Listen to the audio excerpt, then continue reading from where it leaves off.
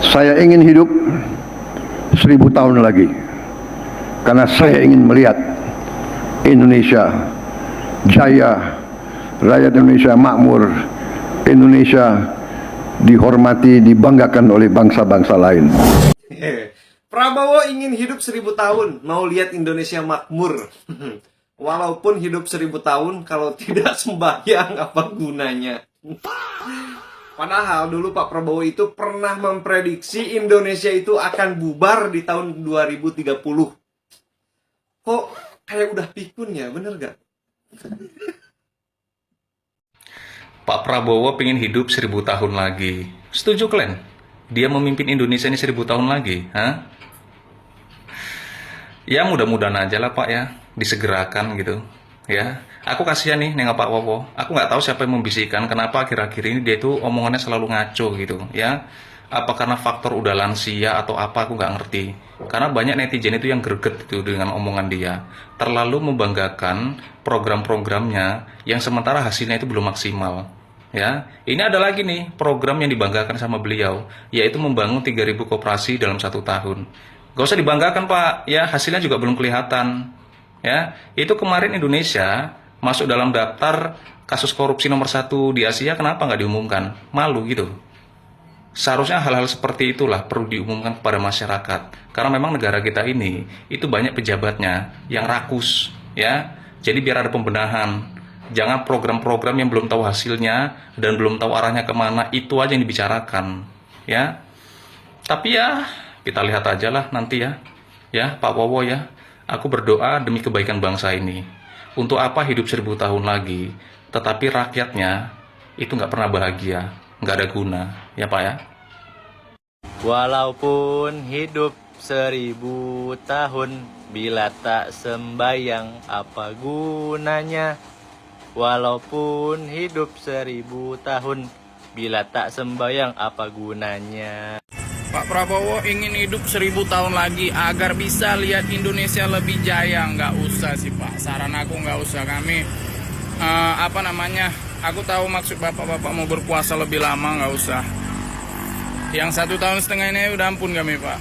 Rupiah udah sampai 17.000 lebih, hampir 18.000, bahan-bahan pokok gila-gilaan, dikritik nggak bisa, dibilang semua orang buzzer, semua pecah belah, semua anti-anti asing, itu aja terus alasan Bapak. Padahal semua orang cinta Indonesia ini. Aku lagi cinta kali sama Indonesia ini. Makanya kalau yang aneh-aneh tetap ku bacotin. Dan kalau yang itu keren, apapun yang Bapak buat keren, pasti ku apresiasi. Pasti.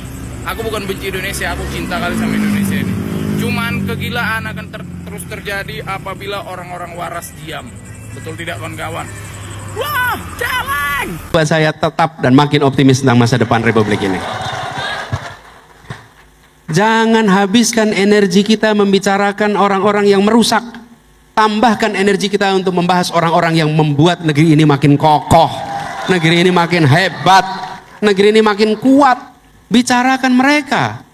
Saya termasuk sering mengatakan dulu ketika saya tugas di kementerian, saya sering bilang sama guru-guru, jangan masuk ruang kelas itu. Kecenderungannya apa? Ketika guru masuk ruang kelas, dia cari mana anak yang bikin rame di ruang kelas ini. Mana anak yang bikin onar di ruang kelas ini. Lagi-lagi yang diperhatikan yang bikin masalah. Bisakah guru masuk ke ruang kelas sambil tanya, mana yang berprestasi A, mana yang berprestasi B, mana yang berprestasi D. Berikan perhatian kepada mereka yang berprestasi di ruangan itu. Jangan terbalik. Teman-teman sekalian, itu yang buat saya optimis. Saya keliling ke banyak tempat. Allah takdirkan dapat kesempatan ke berbagai wilayah di Indonesia. Dan ketika saya berkumpul, ketemunya dengan siapa? Dengan orang-orang yang ingin Indonesia lebih baik, orang-orang yang ingin Indonesia lebih adil, orang-orang yang ingin Indonesia lebih makmur. Karena itu saya selalu merasakan saya mengalami charging. Apa charging itu? Nge-charge tuh. Yang nge-charge siapa? Bapak Ibu semua ini yang nge-charge nih. Datang tempat di-charge, datang tempat di-charge. Jadi ini bukan baterainya kuat, baterainya di-charge terus. Di-charge-nya lewat apa? Lewat pertemuan-pertemuan dengan orang-orang baik yang ada di seluruh negeri ini. Jadi saya datang ke Bandung rasanya kayak di charge, datang ke Cirebon rasanya kayak di charge, saya datang ke Maluku kayak di charge, datang ke Banjar kayak di charge. Gimana-mana saya ketemu dengan orang-orang yang mengatakan tadi, Pak bagaimana memerangi koruptor, Pak bagaimana kita membereskan soal meritokrasi. Saya nggak ketemu dengan orang-orang, Pak bagaimana kita bisa korup lebih banyak, nggak ketemu yang begitu. Saya ketemu Pak, bagaimana kita bisa ngakalin aturan ini, nggak ketemu yang begitu.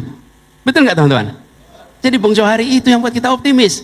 Jadi tanyakan pada orang-orang lain, kenapa Anda pesimis dengan Indonesia? Karena saya tetap optimis dengan Indonesia. Jadi itu kita jaga teman-teman.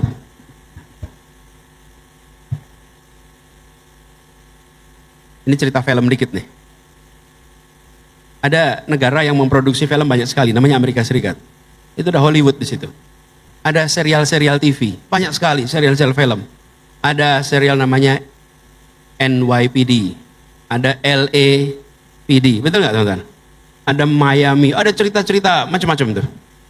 Lalu banyak film-film perang, ada film perang Vietnam, betul nggak teman-teman? Ini saya mau tanya nih, kota-kota yang namanya LA, yang namanya New York, kriminalnya banyak nggak? Banyak sekali. Filmnya tentang pemberantasan kriminal, betul tidak? Filmnya jadi yang dibangun itu perasaan kami menang lawan kriminal. Di film-film itu yang menang polisi atau kriminalnya? Polisi yang menang. Kenyataannya belum tentu. Betul nggak teman-teman? Nih, film perang Vietnam banyak betul. Di film itu yang menang siapa? Siapa yang menang di film itu? Yang menang siapa? Kenyataannya itu dia.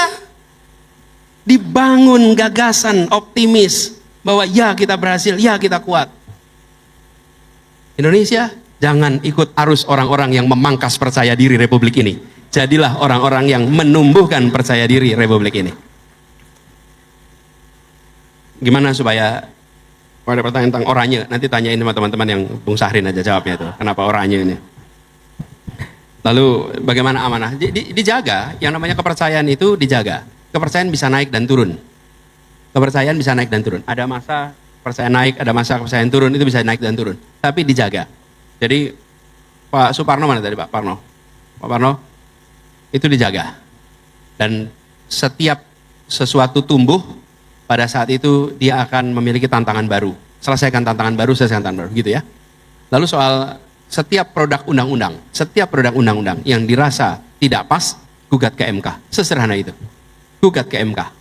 Langkahnya apa? Gugat ke MK. Gugat ke MK. Bila ketemu undang-undang yang tidak tepat, gugat ke MK. Dan sama juga, bila ada peraturan yang dirasa salah, gugat ke MA. Bisa itu semua dikerjakan. Kita seringkali kalau ada aturan yang kita rasa tidak adil, aturan yang kita rasa destruktif, kita hanya sampai fase mengeluh. Tapi tidak berusaha untuk mengkoreksi. Dan mengkoreksinya jalurnya itu. Ke MA atau ke MK. Jadi termasuk dengan tadi, produk undang-undang KUHP yang dipandang tidak pas, gugat ke MK. Pak Asmat, mana Pak Asmat tadi? Ya, Pak Asmat. Pak Asmat tadi menanyakan tentang koruptor ini diapakan? Ya kalau koruptor ditangkap, Pak. Dihukum. Nah, praktek korupsi nomor satu di mana-mana. Pencegahannya harus serius, jangan basa-basi pencegahannya. Pencegahannya itu harus serius. Dan pencegahan serius itu artinya apa? Aparatur yang bersih. Kalau saya sering sampaikan 3 itu bereskan, Pak. 1, korup karena kebutuhan. Ini banyaknya luar biasa. Yang kedua, korup karena keserakahan. Ini ukurannya yang luar biasa. Jumlahnya mungkin nggak banyak, tapi ukurannya raksasa. Yang ketiga, korup karena sistem. Sistemnya yang mengunci sehingga terjadi korupsi. Yang pertama, korup karena kebutuhan. Banyak sekali yang bekerja, diberi kewenangan, tapi gajinya hanya cukup untuk hidup 20 hari sebulan. Terus 10 hari ke bulan pakai apa? Dia punya kewenangan. Disitulah kemudian terjadi. Kewenangannya dipakai untuk nambal 10 hari itu. Kenapa? Karena kenyataannya gajinya tidak cukup untuk hidup. Jadi korup karena kebutuhan harus dibereskan. Nah, kita harus mengakui banyak sekali sistem penggajian kita ini, penggajian kita yang belum baik, yang belum benar. Sehingga menciptakan situasi di mana ada kewenangan, ada kesempatan, di sini ada kebutuhan. Kewenangan, kesempatan, kebutuhan bergabung jadi praktek abuse of authority. Dan abuse of authority itu kemudian koruptif. Nah, ini harus dibereskan. Dan kita harus jujur dengan persoalan ini. Banyak sekali aparat pemerintah yang gajinya nggak layak. Banyak. Ini kalau nggak diberesin selalu akan ada masalah. Korup karena kebutuhan. Yang kedua, keserakahan. Nah, ini yang keserakahan gede-gede nih, Pak. Ini karena greed ini, karena keserakahan ini. Kebutuhan udah terpenuhi. Tapi keserakahan, nah yang karena keserakahan, hukum yang menjerakan. Hukum yang menjerakan. Salah satunya adalah perampasan aset. Nah, tetapi, ini terkait percaya, ada tetapinya nih. Saya khawatir kalau ini buru-buru diterapkan. Kalau ini buru-buru diterapkan. Yang fotonya terpampang, di mana tadi ada fotonya di sini. Tom Lempong mana tadi ada fotonya tadi? Coba Pak Asmat bayangkan Pak Asmat. Nah itu dia. Bayangkan Pak Asmat, kalau saja sudah ada undang-undang perampasan aset, ini Tom Lempong dari habisin asetnya. Hati-hati mengatakan harus ada undang-undang perampasan aset. Syaratnya aparatnya sudah menjalankan dengan benar. Kalau tidak, lawan politik dihabisi asetnya semua Pak. Betul tidak? Lawang ditersangkakan dengan mudah, habisin asetnya atas nama undang-undang perampasan. Ketika hukum masih jadi alat itu trikinya. Di satu sisi kita membutuhkan hukum dan hukuman yang menjerakan, di sisi lain kita masih menyaksikan praktek penuntutan peradilan yang belum tentu memiliki dasar yang kuat. Itulah sebabnya hati-hati. Karena begitu itu ada, dia hari ini udah nggak punya apa-apa tuh. Mau nggak itu? Itu dia. Jadi teman-teman memperjuangkan ini, itu persyaratannya banyak. Tapi saya setuju ini penting. Hanya kalau ini diselenggarakan dengan ceroboh, bahaya sekali. Bahaya sekali. Begitu banyak orang bukan saja jadi tersangka, lebih hilang semuanya. Dan di dalam situasi yang banyak ketidakpastian seperti sekarang, itu akan menjadi satu cara yang membuat rasa takut lebih dahsyat lagi adanya. Terbayang ya soal undang-undang ini. Itulah sebabnya kenapa saya termasuk yang tidak setuju hukuman mati bagi koruptor. Kenapa? Karena kita harus menyisakan ruang untuk mengkoreksi bila ternyata ada kekeliruan di dalam proses peradilan. Kalau ternyata dia tidak bersalah, terus mau mengkoreksinya pakai apa kalau udah dieksekusi mati? Tidak bisa. Tidak bisa. Itulah sebabnya ruang itu dibiarkan tetap terbuka untuk bisa mengkoreksi. Nah, ini teman-teman, hukuman menjerakan ini penting. Tapi aparat yang bersih, yang kredibel, yang integritas itu harus dikerjakan. Lalu yang ketiga adalah korup karena sistem. Nah, banyak sekali aturan main kita menyebabkan korupsi.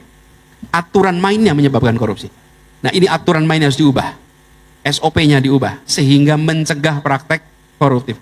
Kita sering sekali ketemu orang-orang baik yang berada di dalam pemerintahan yang mengatakan bahwa saya ini tangannya dikunci nih dengan segala macam aturan yang membuat mereka terjebak dalam praktek koruptif. Jadi saya melihat Pak, ini dibereskan. Lalu kemana dibereskannya? Dimulai begitu tugas sekarang ke depan. Jangan terlalu banyak menengok ke belakang. Kenapa? Jangan ke belakang. Sekali kita mikirnya yang ke belakang, maka yang terjadi adalah berapa jauh kita akan ke belakang. Cenderungnya nanti adalah tebang pilih kalau menengok ke belakang. Tapi kalau sekarang dan ke depan, maka semua dapat pesan yang sama. Jangan ulangi, bila ulangi hukumannya akan berat. Bila ulangi sanksinya akan sangat berat. Jadi langkahnya ke depan. Lalu Pak Asmat juga tentang menerapkan meritokrasi. Halo teman-teman, berjumpa bersama saya di Politik Dangi. Wow. Ada sebuah video bagaimana Prabowo Subianto itu pidato. Dalam pidatonya teman-teman ada sebuah cuplikan ya. Ia mengatakan seperti ini.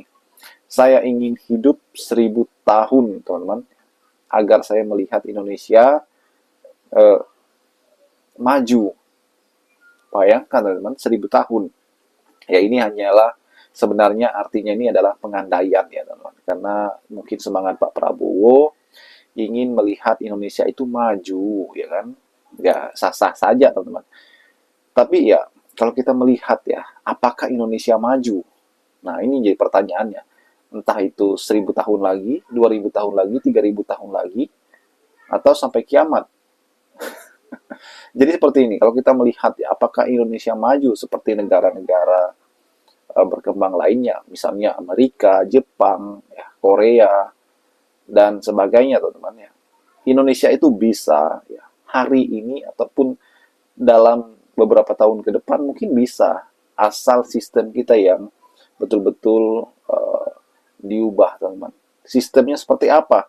Ya, para koruptor ketika korupsi misalnya, ya hukumannya hukuman mati, nggak ada toleransi, teman-teman. Itu salah satu kunci, ya kan. Kenapa misalnya negara Jepang atau Korea gitu ya, ketika mereka melakukan kesalahan, pejabatnya mundur, teman-teman. Salah ucap di media aja, pejabatnya itu mundur. Lah kita jadi tersangka aja itu sudah masih ngeles. Ditetapkan tersangka, teman. Misalnya KPK menetapkan tersangka korupsi ya kepada para pejabat, masih aja ngeles ya, diskriminasi lah,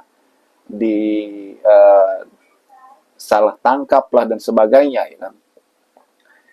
Negara-negara maju itu tidak seperti itu, ya. Salah ucap, terlambat, ngantor, itu aja, teman, dia sudah mengundurkan diri. Nah, maksud saya adalah ketika Pak Prabowo seperti Pak Prabowo mengatakan 1000 tahun lagi, nggak usah nunggu 1000 tahun lagi, ya kan. 5 tahun, dalam 5 tahun ini Indonesia bisa maju kalau sistemnya ini bisa diterapkan. Apa sih yang menjadikan misalnya Jepang semaju itu? Sistem apa yang mereka pakai, ya kan? Ternyata ya apa? Hukuman mati kepada koruptor, disiplin dan sebagainya, teman. Dan itu yang menjadi salah satunya negara maju dan sebagainya, ya. Saya yakin bahwa Indonesia akan mungkin menuju ke sana, ya.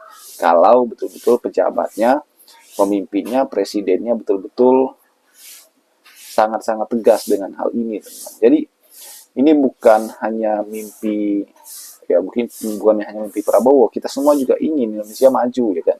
Kita ingin Indonesia seperti negara-negara lainnya memproduksi mobil, memproduksi pesawat. Ya dulu kan ada SMK misalnya, ada produksi mobil kita yang kemudian itu tidak berjalan. Ada misalnya zamannya Pak Soeharto, ada pesawat kita produksi sendiri ya, zaman Pak Habibie, teman-teman. Pak Habibie kan udah nggak ada lagi kita lihat. Inilah yang saya katakan bahwa sistem ini harus betul-betul diperbaiki. Supaya apa? Anak bangsa betul-betul yang mempunyai potensi itu bisa berkarya, teman. Dan saya yakin bahwa Indonesia akan maju, ya. Entah kapan, yang penting pemimpinnya harus tegas. Bagaimana menurut kalian?